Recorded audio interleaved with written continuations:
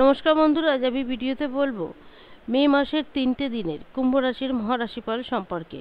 28, 29 ও 30শে মে কুম্ভ রাশির লোকেদের কেমন যাবে, এই 3 দিনে কুম্ভ রাশির লোকেদের জীবনে কি এমন ঘটতে চলেছে।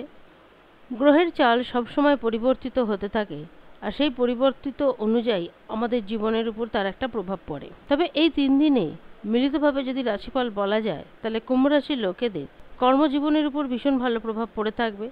যে কাজের সঙ্গে যুক্ত থাকুন না কেন, সেই দিক থেকে যথেষ্ট ভালো পরিণাম আসবে। আর্থিক দিক থেকেও পরিস্থিতি যথেষ্ট লাভবান হয়ে উঠবে। যে কাজের জন্য যেরূপ প্রয়াস ও প্রচেষ্টা করে থাকবেন, সেই অনুপাতেই ফল পেতে শুরু করবেন। কোনো অবস্থাতেই প্রয়োজনীয় কাজকর্ম পরে করবেন বলে ফেলে রাখবেন না, কারণ আমরা সবসময় জানি না কোন গ্রহ জন্মকুণ্ডলিতে কী অবস্থায় রয়েছে। তাই যে কাজ যখন আসবে, সময়ের সাথে সাথে সেই কাজ অবশ্যই করবেন। ঈশ্বরের যদি অপার কৃপা আশীর্বাদ পড়ে থাকে, তাহলে দেখবেন যে কোনো কাজ খুব সহজেই হতে থাকে। এই 3 দিনে কুম্ভ রাশির লোকেরা যেদিক থেকে সবচেয়ে ভালো ফল পেয়ে থাকবে, সেটা হলো চাকরির দিক থেকে। তবে যারা চাকরিজীবী, তাদের কিন্তু একটু সতর্ক থাকতে হবে নিজেদের কর্মক্ষেত্র নিয়ে, কারণ কাজকর্ম নিয়ে কখনোই অবহেলা দেখাবেন না। কাজকর্ম সঠিকভাবে করবেন, কারণ কুম্ভ রাশির লোকেদের মধ্যে একটা গুণ থেকে থাকে, নিজেদের কাজকর্ম ফেলে আপনারা সর্বদাই অপরকে সাহায্য করার জন্য এগিয়ে যান। নিশ্চয়ই অপরকে সাহায্য করবেন, তবে নিজের দিকটাও একটু দেখতে হবে।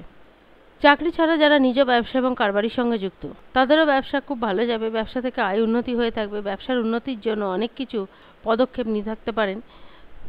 যেহেতু কাজকর্ম থেকে যথেষ্ট ভালো ফল আসবে, তাই আপনাদের মন প্রসন্নতায় ভরপুর থাকবে। এমতো অবস্থায় অবশ্যই অপরের সঙ্গে ভালো ব্যবহার করবেন। কোনো ব্যাপারে যদি ক্রোধ আসে, তাহলে ক্রোধকে নিয়ন্ত্রণে রাখবেন। কাউকে কোনো কটু কথা বলবেন না। প্রেম জীবন এবং দাম্পত্য জীবন খুবই সুখকর হবে। তবে এই 3 দিন আপনাদের কর্মজীবনে যথেষ্ট ব্যস্ততা থাকার কারণে পরিবার পরিজনকে হয়তো সেইভাবে সময় দিতে পারবেন না। তার জন্য পরিবার পরিজন হয়তো আপনাকে কিছুটা হলেও ইগনোর করতে পারেন। সেটা ভেবে কখনোই আপনারা ক্রোধিত হবেন না। সময়ের সাথে সাথে পরিস্থিতি ঠিকই অনুকূল হতে থাকবে। কিন্তু আপনাদের যাদের সন্তান রয়েছে, তারা একটু নিজেদের জীবনযাত্রাকে অনুশাসনহীন করে তুলতে পারে। সেটা দেখে হয়তো আপনাদের নানান চিন্তা মনে আসতে পারে, কিন্তু ধীরে ধীরে পরিস্থিতি ঠিক হবে।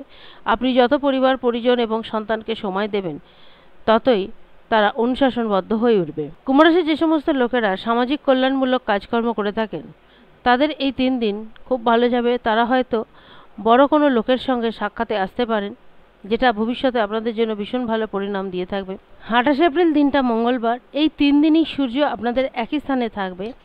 চন্দ্রমা তার স্থান পরিবর্তন করবে ঠিকই, তবে এই 3 দিন নক্ষত্র এবং যোগ খুব একটা খারাপ থাকবে না, যথেষ্টই শুভ থাকবে। প্রথম দিন থাকবে উত্তরাষাঢ়া নক্ষত্র, তারপর পূর্বষাঢ়া এবং তৃতীয় দিন ধনিষ্ঠা নক্ষত্র থাকবে। চন্দ্রমা ধনু রাশি থেকে মকর রাশি পর্যন্ত গোচর করবে এবং 28শে এপ্রিল এই দিন সাধ্য নামক যোগ থাকবে। 29শে এপ্রিল সিদ্ধ নামক যোগ থাকবে এবং সর্বাসিদ্ধি যোগও থাকবে। 3 দিন বিদ্যার্থীদের কাছে সময়টা ভালোই যাবে, খুব একটা খারাপ যাবে না। বিদ্যার্থীরা যেরকম প্রয়াস ও প্রচেষ্টা করে থাকবেন, বিদ্যাক্ষেত্র থেকে সেইরূপ ফলই প্রাপ্ত করে থাকবেন।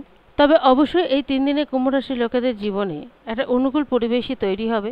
স্বাস্থ্য যথেষ্ট ভালো থাকবে, তবুও স্বাস্থ্যের প্রতি সবসময় জাগ্রত অবস্থায় থাকতে হয়। স্বাস্থ্য নিয়ে কখনোই অবহেলা করা উচিত নয়। এই 3 দিন কুম্ভ রাশির লোকেদের জীবনে দেবাদিদেবের অপার কৃপা আশীর্বাদ পড়তে পারে, যার দরুন জীবনের সংকটময় যে পরিস্থিতি, সেগুলো কেটে যেতে পারে। সবশেষে বলবো, এই 3 দিন কুম্ভ রাশির লোকেদের জীবনে যথেষ্ট ভালো হবে। খারাপ বলতে সেরকম কিছু হবে না। তবে হ্যাঁ, যদি কোনো নেগেটিভ প্রভাব পড়ে থাকে বা কোনো কাজ থেকে যদি নিজেদের মনের মতন ফল না পান, তার জন্য হতাশ হবেন না। নিজেদের কাজকর্ম ঠিকঠাক করতে থাকুন, অবশ্যই ভালো পরিণাম পাবেন। উপায় হিসেবে বলবো, মঙ্গলবার দিন অবশ্যই বজরংবলীর আরাধনা করুন। আজ এই পর্যন্ত। যদি ভিডিওটি ভালো লাগে অবশ্যই জানাবেন। ধন্যবাদ।